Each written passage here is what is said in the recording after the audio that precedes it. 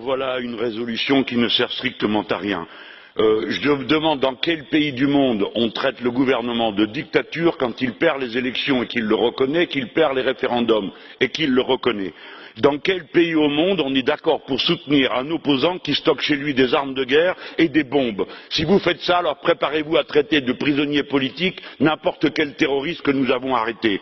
Peut-être que M. Maduro aurait dû faire donner 1000 coups de fouet à cet opposant, parce qu'alors il bénéficierait du silence complice de cette Assemblée, comme vous le faites pour l'Arabie Saoudite, dont vous trouvez cependant le moyen de citer l'un des ressortissants qui est président de la Commission des droits de l'homme, oui, un Saoudien président de la Commission des droits de l'homme de l'ONU, pour montrer du doigt Venezuela.